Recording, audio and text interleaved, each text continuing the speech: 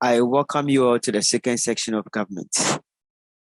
And I believe that with the first section, you were able to understand it. If you have any question, you can ask on the comment section. So let's continue with the second aspect of government. Today, we are going to talk about the basic concept and the principles of government. So before we can go to the principles of government, there are certain basic concepts that we need to understand. We need to appreciate. Because without this basic concept, you wouldn't be able to understand those principles that need to understand in the government as a subject. So one of the basic concepts that we need to understand is what we term as power. Now, everybody might have its own definition or explanation to power. But I believe that with your definition, with your explanation, there are certain vital things that need to come into place. And these things that need to come into place to form the definition of power is one, to control the behavior of others. And lastly, for the people to do something against their will. So let me read the definition of power over here. Now, power is the ability to control the behavior of others by those who possess the instrument of coercion, even against their will. To further explain, we are saying that it also means the ability to influence someone to do one's bidding. Like I was saying, once I'm able to influence you, an individual, to do my wish or to go against your will, that means I have the power over you. Once you are under someone, the person has power over you. Sometimes you don't want to do what you want to do. You don't want to do certain things, but because the person has power over you, the person can influence you to do something for him or her. And that means you have gone against your wish. So I believe power is a very vital thing that is possessing our country as a whole. Example, Akufo-Addo has power to control certain affairs and policies of this country, Ghana. So sometimes we go against our wish just to do what the person is telling us to do. When we say coercion, what do we mean? Coercion means threatening to detain with the intention of causing any person to enter into agreement. Of course, yes. Once I cause you to change with the purpose of agreeing to what I want you to do, we term that thing as what? Coercion. So when you bring this meaning to the definition, that means we are trying to influence someone, even though the person is not willing or ready to do. We are trying to influence the person to do what we want them to do. And that's power. That thing is what we term as what? Power. Okay, let's continue. Forms of power. So we have several forms of power that I want us to understand. I want us to appreciate, because these forms of power is very important.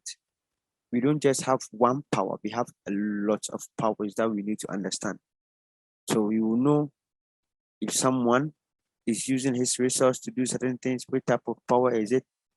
If someone comes into the political arena, what type of power is the person also using? We have several powers that I want you to also understand. So the first thing is we have political power. Second, economic power. Third, physical power. Fourth, military power. Let's deal with them one after the other. Definitions of various power, as you can see as the heading. Now, what is political power? Before we go to the definition of political power, every country has its own leader. Some are elected based on appointment. Some are elected based on nomination. Some are elected due to monarchical system of government. Some are elected due to what? Elections.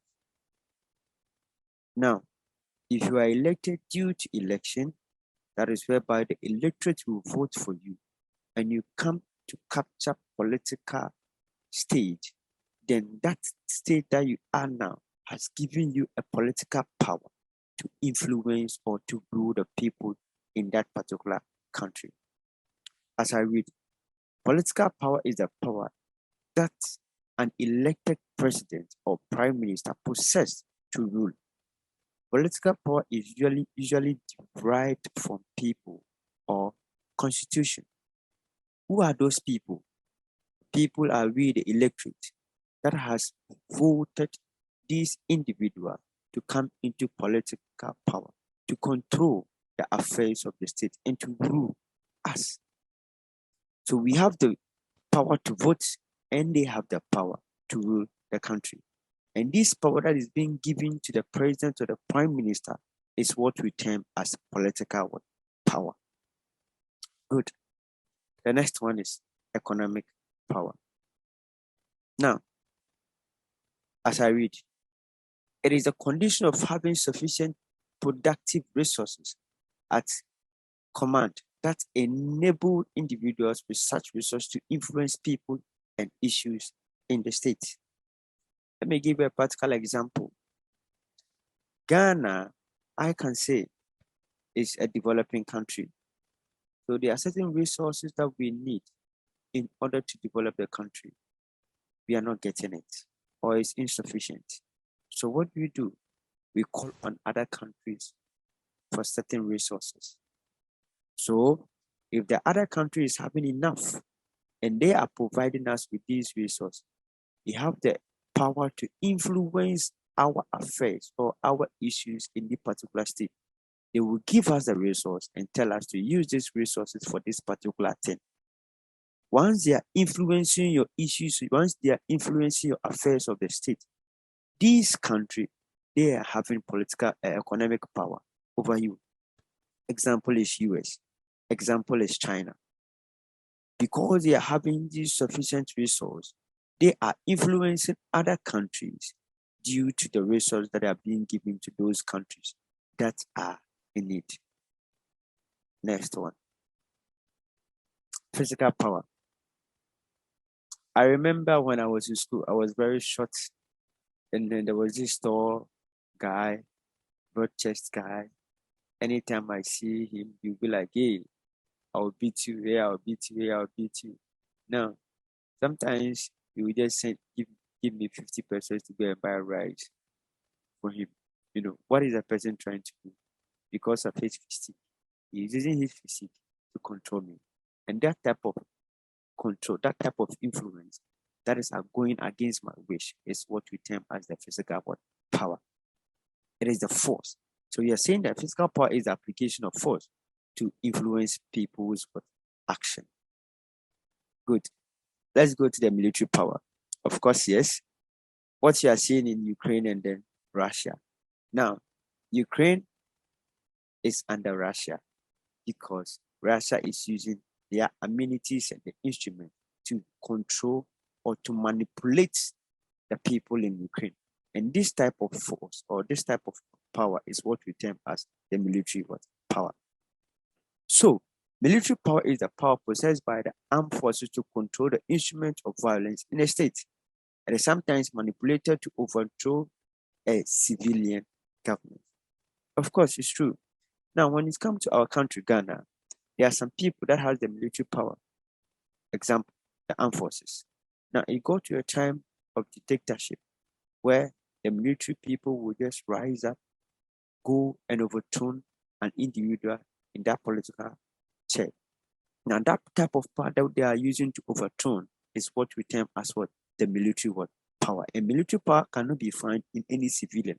But those people who are in that military forces, that the armed forces, they have the power to control the violence of the state.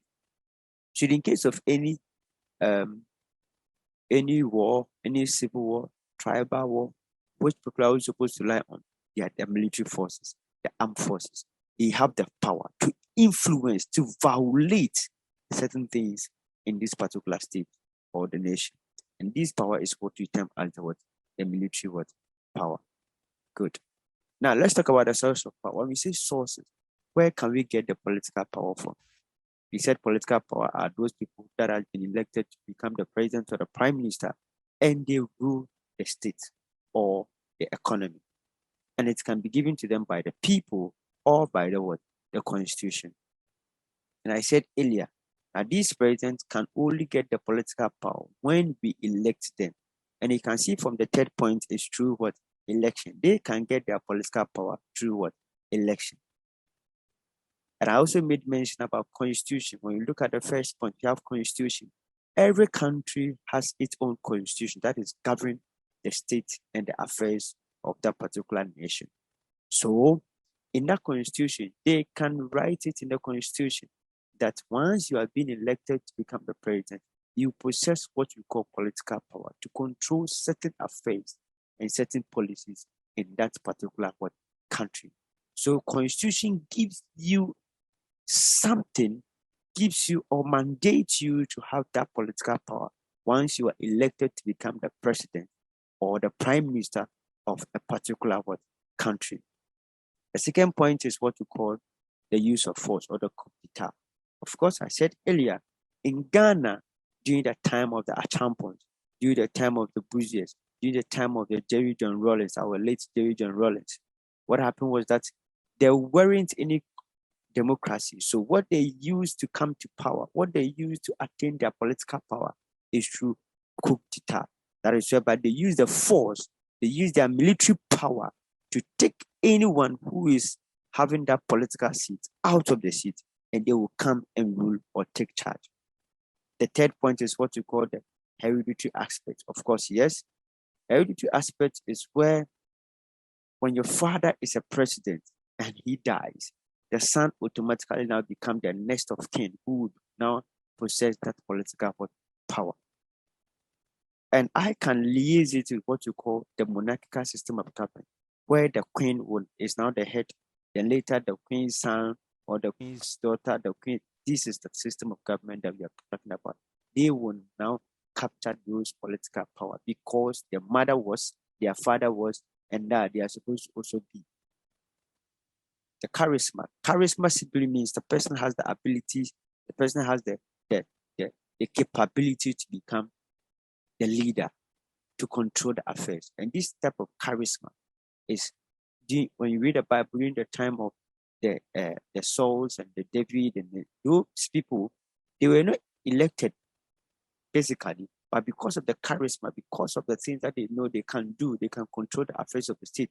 You have to bring them into power to control certain the policies and certain rules in that particular nation. And economic wealth. Okay, yes.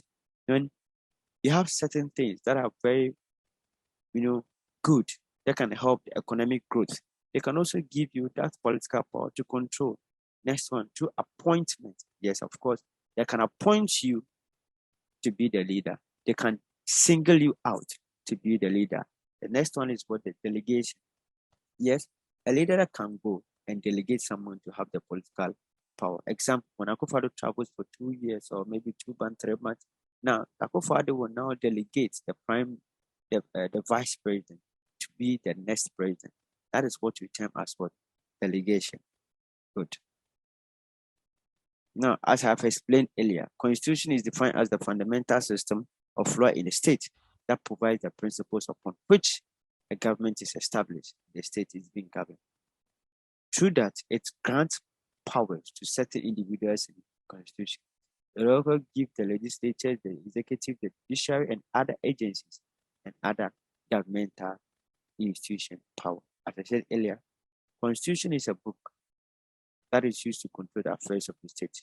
So once they give you the power, example, the executive, the judiciary. Now, these people have certain powers just to control the affairs of the state. And these powers that are being given to them is what we term as the political power. The next one is the use of force. During the time of coup d'etat, you have the coup d'etat champion that is using political power just to become a leader in Ghana. hereditary. That is another one, is what you term as the inheritance. It's also known as the traditional power. That is the custom demands that once your father was a political leader, automatically you also become a political leader. Now, and the rest that we talked about. Thank you. God bless you and have a nice day. Keep watching. Subscribe, like, comment, and wait for our chicken section of government. God bless you so much and have a great day. Bye-bye.